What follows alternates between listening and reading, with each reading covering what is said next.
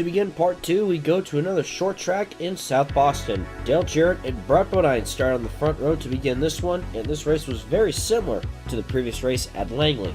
Once again, no cautions and 3 lead changes among 3 different drivers. Larry Pearson would lead the most laps at 63 and would go on to score his second win of the 1987 season at South Boston.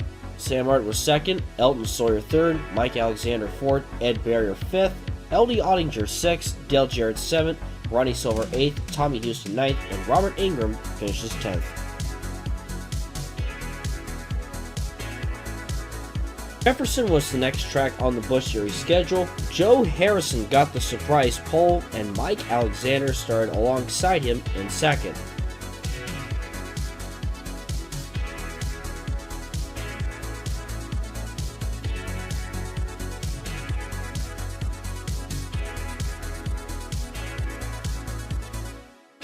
There were 2 cautions and 3 lead changes from 2 different drivers.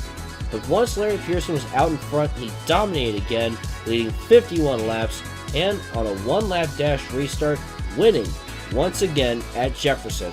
Back-to-back wins for Pearson and his 3rd win of 1987. Brett Bodine finished 2nd, Jimmy Hensley 3rd, Mark Martin 4th, Sam Art 5th, Mike Alexander 6th, Joe Harrison 7th, Dale Jarrett 8th, Robert Ingram 9th, Brad Teague in 10th. After 9 races, here's a look at the top 10 in standings.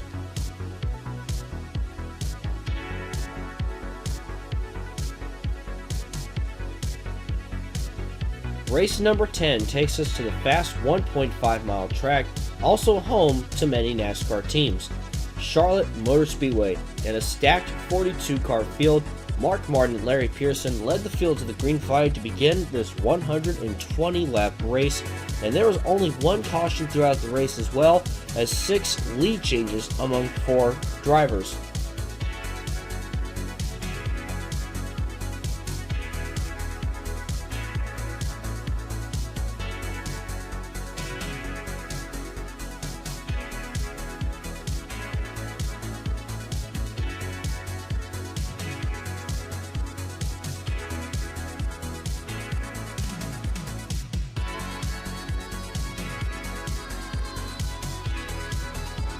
Jack Ingram would lead 86 laps in total and win his 2nd race of 1987.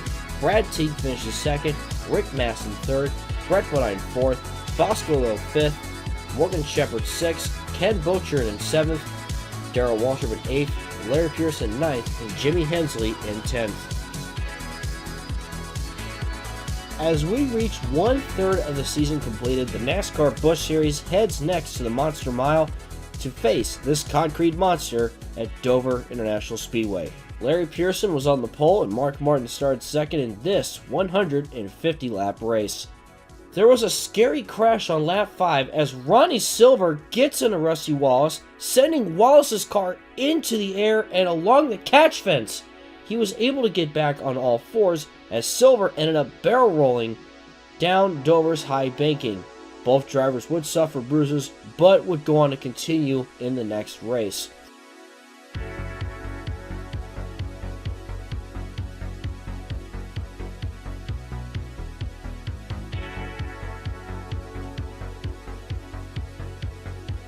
There were 7 cautions and 8 lead changes among 5 different drivers. In the final few laps, it became a 3-car battle between Brad Teague, Jimmy Hensley, and Mike Alexander. And Brad Teague was the one to hold him off, and he scores his 1st win of the season at Dover. Jimmy Hensley was 2nd, Mike Alexander 3rd, Ken Bouchard in 4th, Rob Moroso 5th, Rick Mass 6th, Robert Ingram 7th, Morgan Shepherd 8th, Tommy Houston 9th, and Kenny Burks rounds out the top 10. The Busch Series goes to the grassroots of racing at the North Carolina State Fairgrounds, the only dirt track on the Busch schedule.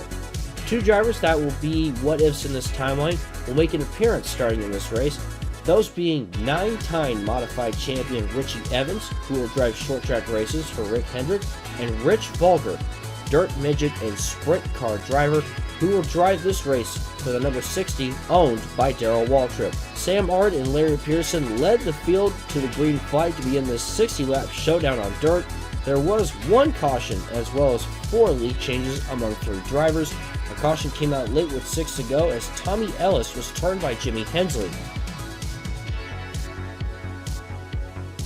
This led to the race ending under caution, and once again Larry Pearson found himself in victory lane, his already 4th win of 1987. Mark Martin was 2nd, Brett Bodine 3rd, Sam Martin 4th, Danny Marshall 5th, Rob Moroso 6th, Jeff Hensley 7th, Robert Ingram 8th, Elton Sawyer 9th, and 10th was Brad Teague. The Busch Series heads next to the beautiful Myrtle Beach Speedway for 60 laps under the lights. Robert Ingram got the pole and Danny Marshall will start next to him.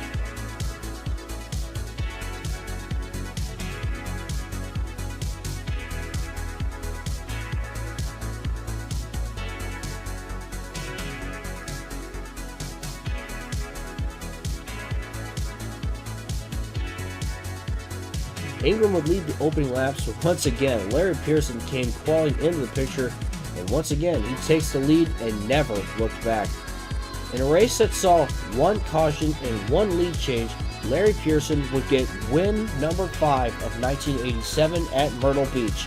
Dale Jarrett got 2nd, Mark Martin 3rd, Rob Moroso 4th, Elton Sawyer 5th, Jack Ingram 6th, Tommy Houston in 7th, Mike Alexander finished 8th, LD Ottinger 9th, and Robert Ingram was 10th.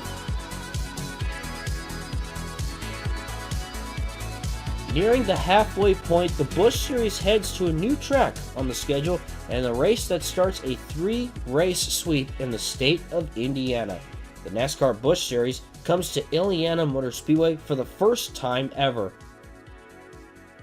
Elton Sawyer wins the pole for the race and Dale Jarrett starts next to him to start this race in front of a packed crowd. 75 laps in this one.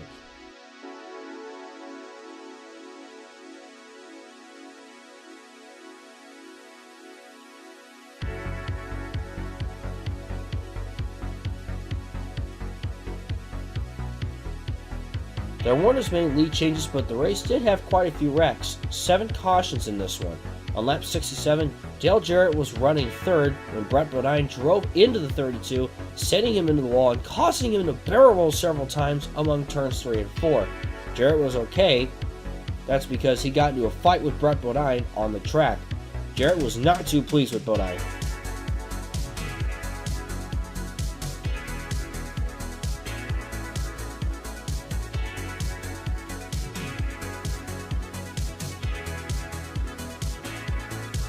On the final restart with 3 to go, Mark Martin was able to drive away and win the inaugural Busch race at Indiana. Sam Ard was 2nd, Jack Ingram 3rd, Danny Marshall 4th, Larry Pearson 5th, Elton Sawyer 6th, Rob Moroso 7th, Tommy Houston 8th, Jimmy Lawson 9th, and Ed Barrier rounds out the top 10.